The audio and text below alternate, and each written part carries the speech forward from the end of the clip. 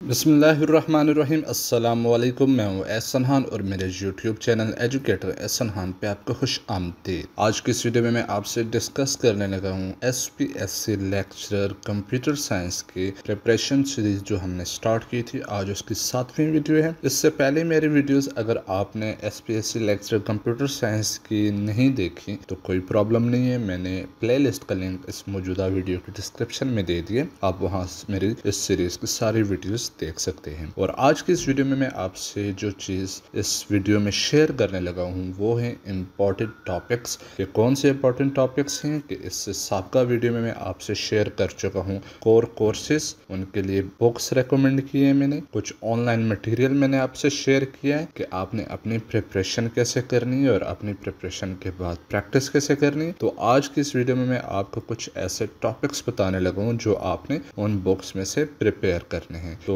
One by one मैं आपसे share करता हूं कि जैसे कि लिस्ट ऑफ कोर कोर्सेज जो मैंने आपको लास्ट वीडियो में जो शेयर किए थे और इनकी बुक्स और ऑनलाइन मटेरियल मैंने आपको जो रेकमेंड किया था। तो सबसे पहला जो हमारा कोर्स है यहाँ पे इंट्रोडक्शन टू कंप्यूटर, और इसकी अगर बात की जाए तो इसके लिए आपको मैंने जो बुक्स रेकमेंड की थी वो 9th क्लास की कंप्यूटर साइंस की बुक से लेकर 12th क्लास की कंप्यूटर साइंस की बुक, ये 4 बुक्स मैंने 9वीं 10वीं 11वीं 12वीं की इस कोर्स के लिए रेकमेंड की थी, क्योंकि उनमें वो सारी बेसिक चीज़ें शामिल होती हैं जो आपके इस पेपर में पूछी जा सकती हैं कहीं ना कहीं। तो उसके लिए मैंने आपको एक शॉर्टकट बताया था कि इन 4 बुक्स को आपको पढ़ने की ज़रूरत नहीं है, बल्कि मैंने इन बुक्स का एक खुलासा तैयार किया है और उनकी वीडियोज़ बना के मैंने ऑलरेडी एक प्ले लिस्ट बना दी है और उसका भी लिंक मैंने इस मौजूदा वीडियो के डिस्क्रिप्शन में दे दिया है, जो कि सीरीज़ का नाम है इंट्रोडक्शन टू कंप्यूटर। और अगर आपको नहीं मिलती तो आपने जाना है यूट्यूब पे और वहाँ पे जाके सर्च करना है educator Ehsan.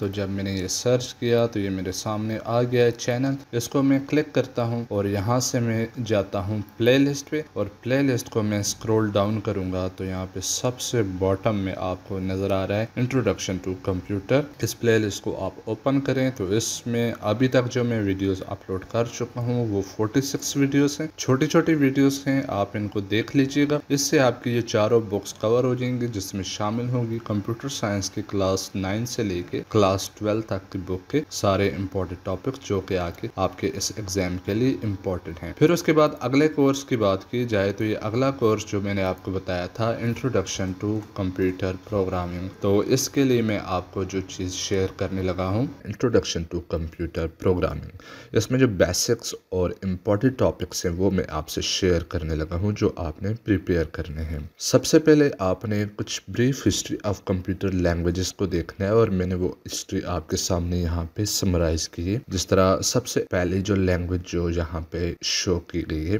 BCPL, basic combined programming language. ये लैंग्वेजेस जो मैं आपसे शेयर कर रहा हूँ ये कब इंट्रोड्यूस करवाई गई थी और किसने इंट्रोड्यूस करवाई थी वो भी सारा कुछ लिखा हुआ है। और फिर इसकी बेस पे एक और लैंग्वेज इंट्रोड्यूस करवाई गई थी जिसको कहते हैं B लैंग्वेज। ये टाइपलेस लैंग्वेज है। टाइपलेस से मुराद के एक ऐसी लैंग्वेज जिसमें वेरिएबल की टाइप नहीं होती, वो किसी भी तरह का डेटा स्टोर कर सकता है। फिर इसके बाद C लैंग्वेज जो कि BCPL और B लैंग्वेज के कॉम्बिनेशन से नई बनाई गई लैंग्वेज थी। फिर उसके बाद फाइनली C++ का इंट्रोडक्शन हुआ और इसमें ऑब्जेक्ट ओरिएंटेड प्रोग्रामिंग भी इंट्रोड्यूस की जो हमारे इस कोर्स का हिस्सा है। अगर हम बात करें कि राइटिंग C++ प्रोग्राम्स, तो इसमें आपको मैं एक चीज़ बता दूं कि जो हम सोर्स कोड लिखते हैं किसी टेक्स्ट एडिटर में, तो वो हमारी जो सोर्स फाइल होती है उसकी एक्सटेंशन C++ या CPP होती है। जब कंपाइलर उस चीज़ को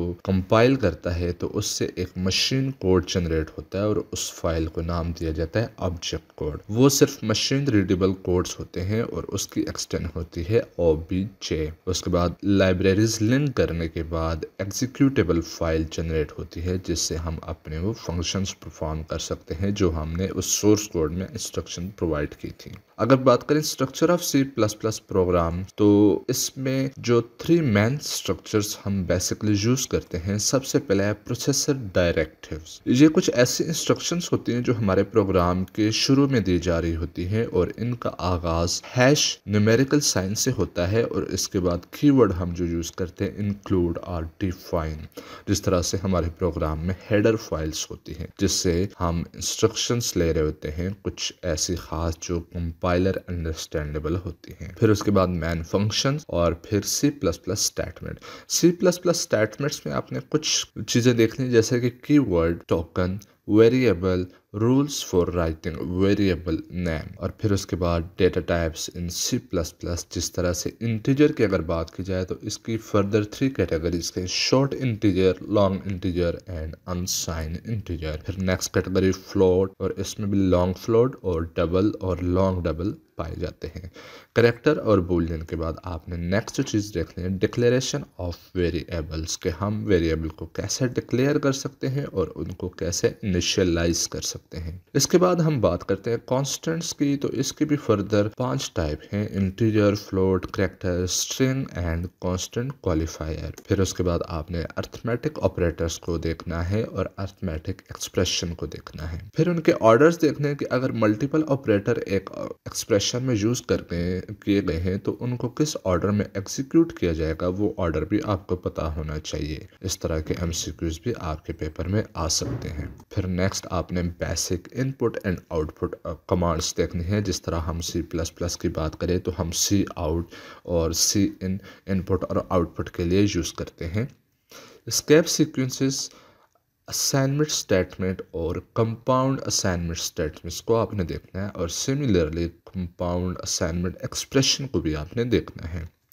इंक्रीमेंट एंड डिक्रीमेंट ऑपरेटर, जिसमें इनकी further categories like prefix increment और प्रीफिक्स डिक्रीमेंट, और इसी तरह से post fix increment and decrement को आपने देखना, और फाइनली आपने कमेंट स्टेटमेंट्स को देखना है। तो यहाँ तक तो था इंट्रोडक्शन टू कंप्यूटर प्रोग्रामिंग का पार्ट 1, और अभी मैं आपको शुरू करवाने लगा हूँ introduction to computer programming part 2 के कुछ इंपॉर्टेंट टॉपिक्स। अब इनको देखते हैं। सबसे पहले मैं आपको यहाँ पे जो चीज़ शेयर करने लगा हूँ कंडीशनल स्टेटमेंट। इसमें आपने कंडीशनल स्टेटमेंट में रिलेशनल एक्सप्रेशन, रिलेशनल ऑपरेटर्स आपने देखना है कि ये क्या होते हैं, कैसे यूज होते हैं और किस तरह के सिनेरियो में यूज होते हैं, और इनका बेसिक सिंटेक्स आपको पता होना चाहिए। If statement, if else statement, ये बहुत बेसिक सी चीजें जस्ट आपने रिवाइज करनी है कि एग्जाम में एक एमसीक्यूज आ सकता है कि आपको कोई 2-4 लाइनों का कोड दिया हुआ होगा और आपने उसकी आउटपुट लिखनी होगी, तो आपने इस चीज को मद्देनजर रखते हुए इन चीजों को प्रिपेयर करना है। नेस्टेड इफ स्टेटमेंट किस तरह से यूज होती है, और इसमें आपको जस्ट आउटपुट क्रिएट करनी होती है, तो आपको इतना डीप में जाने की जरूरत नहीं है। स्विच स्टेटमेंट, आपको इसका बेसिक आइडिया होना चाहिए कि हम इसका सिंटैक्स कैसे यूज करते हैं और क्यों यूज किया जाता है। और इसी तरह ब्रेक स्टेटमेंट जो हम नॉर्मली स्विचेस के अंदर या समटाइम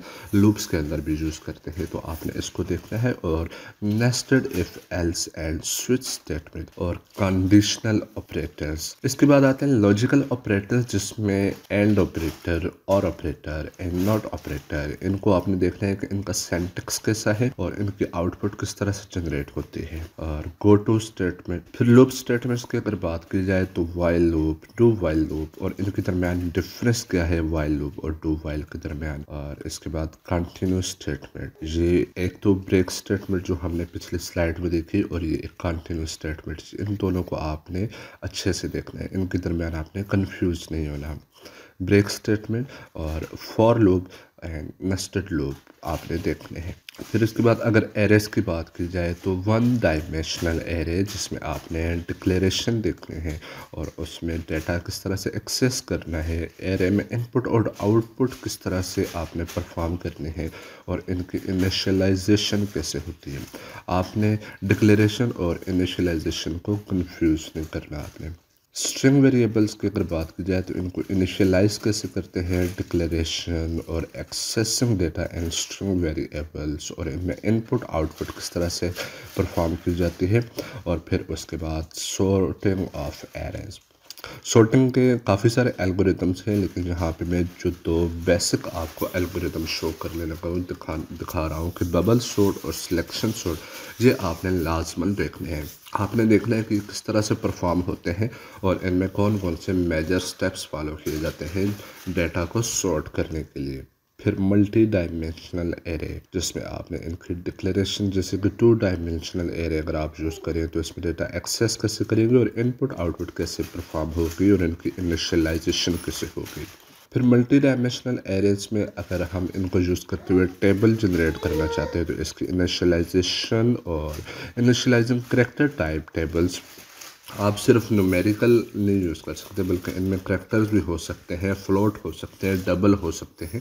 तो इन सारी चीज़ों को आपने देखना है। तो ये कोर्स यहाँ पे कंप्लीट हो गया और इसके बाद हम शुरू करने वाले हैं data structures and algorithm. Data structures and algorithm में आपने कौन सी चीज़ें तैयार करनी है, तो सबसे पहले तो आपने एरे को देखना है। ये जो मैं चीज़ें आपको बता रहा हूँ इनका आपने कंसेप्ट क्लियर करना है और फिर आपको पता है कि आपका जो पेपर होगा वो MCQ स्पेस होगा। तो आपको जस्ट इसका इतना आइडिया होना चाहिए कि इसको इनिशियलाइज कैसे करते हैं, डिक्लेयर कैसे करते हैं और इसकी असाइनमेंट्स वगैरह कैसे होती हैं। तो ये इस तरह की बेसिक चीज़ें आपको पता होनी चाहिए और कुछ बेसिक ऑपरेशंस एरे के ऊपर जो परफॉर्म किए जाते हैं वो आपने देखने हैं। और इसके बाद इसी तरह से स्टैक, लिंक लिस्ट और इसकी फर्दर टाइप्स हैं सिंगली लिंक लिस्ट और इस तरह से डबली, सर्कुलर और फिर आता है क्यू। और क्यू में आपने डबल एंडेड क्यू यानी कि DQ को भी देखना है। फिर इसके बाद आते हैं बाइनरी ट्री जिसमें आपने बाइनरी ट्री ऑपरेशंस और इसके प्री ऑर्डर, पोस्ट ऑर्डर और इन ऑर्डर ट्रेवर्सल को भी देखना है। और इसी तरह बाइनरी ट्री की कुछ प्रॉपर्टीज़ आपको पता होनी चाहिए बेसिक लेवल की। और इसी तरह बाइनरी सर्च ट्री आपने मेक श्योर करना है कि बाइनरी ट्री और बाइनरी सर्च ट्री में क्या डिफरेंस है।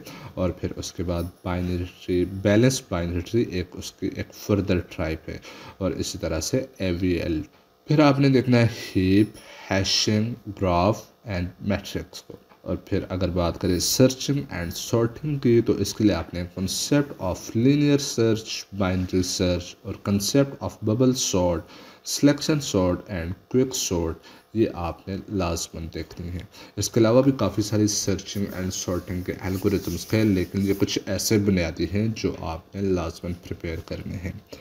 उसके बाद आते हैं एल्गोरिदम की तरफ। तो एल्गोरिदम डिज़ाइन में greedy approach, Dijkstra's shortest path algorithm, algorithm dynamic programming and design in analysis of divide and conquer algorithm, Kruskal algorithm और फ्रेम्स एल्गोरिदम जो कि मिनिमल कॉस्ट स्पैन ट्री के लिए यूज़ होता है। तो ये कोर्स यहाँ पे कंप्लीट हो गया और इसके बाद हम शुरू करने वाले हैं ऑब्जेक्ट ओरिएंटेड प्रोग्रामिंग। आपने ऑब्जेक्ट ओरिएंटेड प्रोग्रामिंग में कौन से टॉपिक्स कवर करने हैं तो वो मैं यहाँ पे आपको लिस्ट दिखाता हूँ। जिस तरह आपने क्लासेस का कॉन्सेप्ट देखना है, उसमें इनहेरिटेंस और पॉलीमॉर्फिज्म। हमारे पूरे का पूरा कोर्स इन 3 टॉपिक पे बेस करता है। तो आपने क्लासेस, इनहेरिटेंस और पॉलीमॉर्फिज्म में फर्दर कौन से टॉपिक्स देखने हैं तो क्लासेस में आपने कॉन्सेप्ट्स ऑफ क्लासेस को देखना है, मेंबर्स इसमें जो यूज़ होते हैं और इसी तरह डेटा मेंबर्स, फंक्शंस जो कि मेंबर फंक्शन कहलाते हैं, इसी के साथ इनके access specifier, objects, declaring objects of a class, calling member function और इस तरह member functions outside the class किस तरह से यूज़ होते हैं और उनका कॉन्सेप्ट क्या है, storage of object in memory, constructor, initialising data using the constructor overloading और डिस्ट्रक्टर। इसके साथ ही आपने passing object as a argument और फ्रेंड फंक्शन, ये चीज़ें जो आपने कवर करनी है क्लासेस में। इसके बाद नेक्स्ट टॉपिक पे आते हैं इनहेरिटेंस। इसमें आपने इनहेरिटेंस में single inheritance, protected access specifier, derived classes, type of inheritance जिस तरह public, private and protected inheritance use होती है। इसके साथ अगर फर्दर देखा जाए तो derived class constructors in single inheritance with arguments and multiple inheritance, constructor in multiple inheritance के साथ ही आपने मल्टीपल इनहेरिटेंस विद आर्गुमेंट्स।